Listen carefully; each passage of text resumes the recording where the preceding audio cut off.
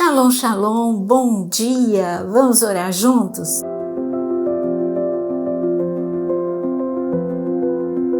Há momentos que você diz, morri na praia, não é verdade? Nadou e morreu na praia? Não, com Deus não. Quando nós lemos o livro de Abacuque, esse profeta estava desse jeito. Eu fiz tudo certo, eu me levantei como voz profética, ninguém me ouviu e agora a gente está vivendo essa ruína. Para onde quer que ele olhasse, tudo estava destruído.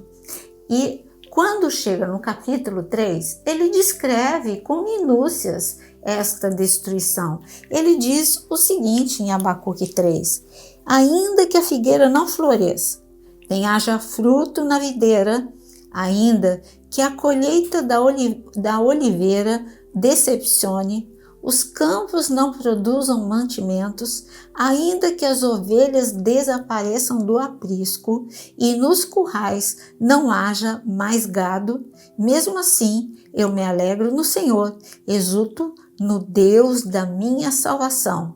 O Senhor Deus é a minha fortaleza, Ele dá aos meus pés a ligeireza das corças e me faz andar nas minhas alturas. Bom, o profeta fala de um cenário de absoluto caos. Não tem nada. Para onde ele olhava, não tinha nada. Ele está falando, olha, a figueira, nada. A oliveira, também nada.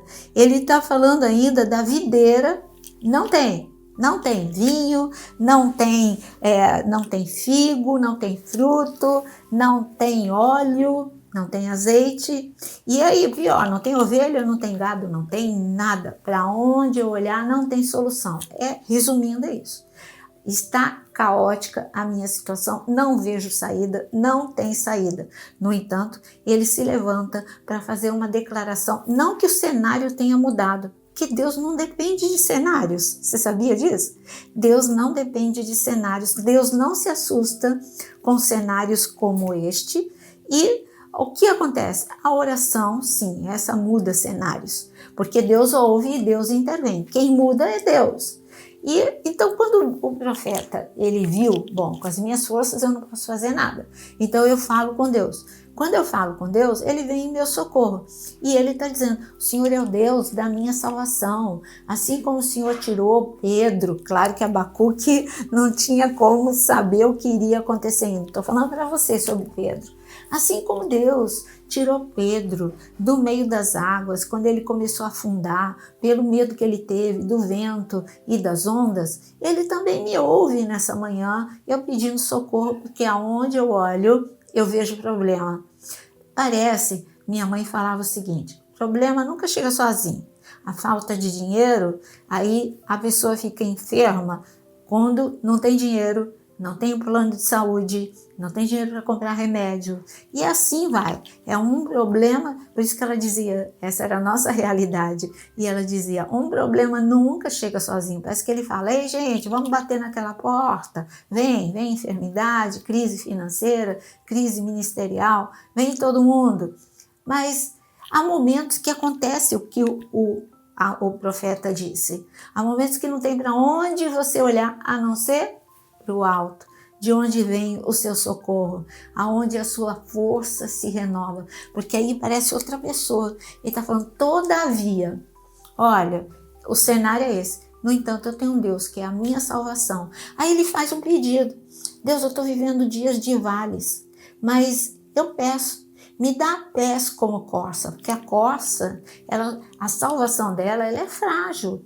A salvação dela em relação aos predadores é porque ela anda em lugares altos. Se ela andar em lugares baixos, ela vai facilmente, os predadores vão alcançar.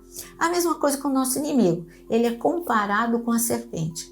A serpente, ela rasteja, é terra. Então, se você ficar com a tua mente, as tuas emoções rastejando na tristeza, na angústia, na incredulidade, no medo, aí você vai ficar ao alcance da serpente. É isso que o profeta faz o pedido, porque ele estava acostumado a ver essa cena no deserto da Judéia. Então ele estava falando, bom, assim como a corça foge dos seus predadores, ela está livre dos seus predadores quando ela anda nos lugares altos. Assim também, Senhor, me dá pés, me dá a leveza da corça, eu deixo todo o peso aqui diante do Senhor, me dá a leveza da corça e o Senhor me ajude a chegar nos lugares altos. Qual é o lugar alto que você tem que chegar? Lugar alto é quando, como diz Colossenses, os pensamentos do alto precisam estar na sua mente. E quais são os pensamentos? Os de Jesus. Os pensamentos de Jesus, porque Ele é a palavra, esse vai me manter nos lugares altos. A mágoa quer me destruir, mas o perdão são pensamentos altos. Então eu vou subir como a corça. O desespero me arrasta lá bem pertinho do predador, mas a fé me afasta do predador. E assim eu poderia dizer a manhã toda aquilo que te aproxima do predador, aquilo que te afasta do predador. Basta você ter fé, basta você renovar a sua força em Deus hoje, e você vai ter os pés como os pés da corça. Como eu disse, é uma decisão, a fé é uma decisão. Eu decido crer. Não espere, não, eu preciso ter mais fé. É uma decisão. Quando o pai porque lá em Marcos capítulo 9, descreve o sofrimento de um pai. Jesus ele subiu no monte onde aconteceria a transfiguração. Ele sobe com Pedro, Tiago e João, e ao pé do monte chega esse pai em desespero. O seu filho ficava endemoniado e os demônios que entravam na vida deste garoto tentavam matar o garoto, jogando na água, jogando no fogo.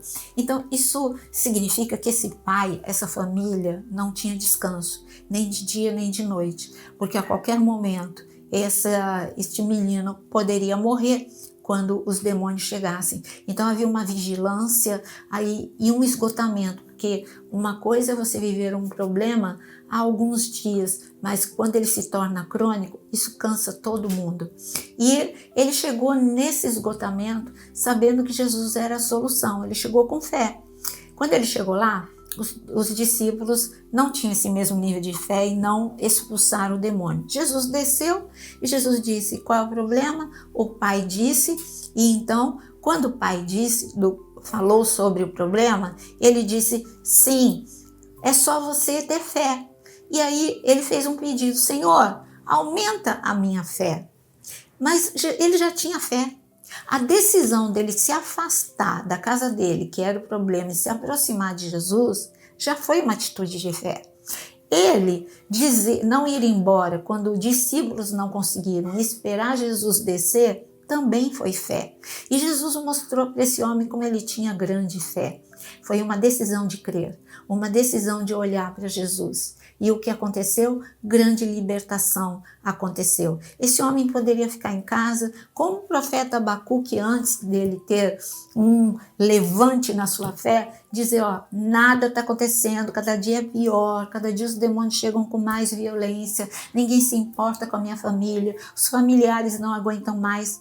Mas ele falou: eu ouvi dizer que Jesus liberta, eu vou até o socorro. Você ouviu dizer que Jesus faz o impossível? Eu sei.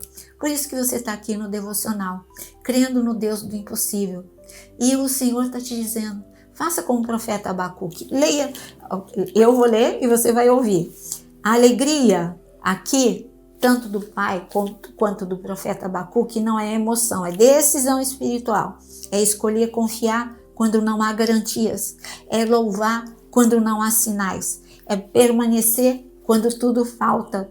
Por isso, o texto termina dizendo que Deus faz os pés como de corça, força para atravessar terrenos difíceis. Sim, as corças, quando andam lá no alto, o terreno não é fácil, mas ela faz isso com uma leveza, porque ela nasceu para esse habitat. Ela não nasceu para andar em lugares baixos. Você nasceu para reinar com Cristo Jesus. Você está assentado com Cristo Jesus no trono. Faça isso. Olhe para a vida de lá de cima e fala: tudo bem, é desesperador, mas eu tenho Deus da minha salvação. Vamos orar juntos? Coloque aqui nos comentários o seu pedido de oração e vamos orar neste momento. Senhor, eu quero neste momento colocar todo esse sofrimento, toda essa impossibilidade, todos esses problemas que está acima da força de cada um aqui, e eu clamo, vem com teu socorro. Mas antes de mais nada, Senhor, dá leveza, Senhor, em nome de Jesus, que cada um receba pés como de corça para andar em lugares altos, longe do predador, longe das trevas, longe da angústia, longe da aflição e bem próximo do teu coração e da fé que crê no sobrenatural. Te agradecemos por tua intervenção sobrenatural, em nome de Jesus. Amém. Deus te abençoe. Deixa o teu like e compartilhe com o maior número de pessoas, porque você está evangelizando dessa forma.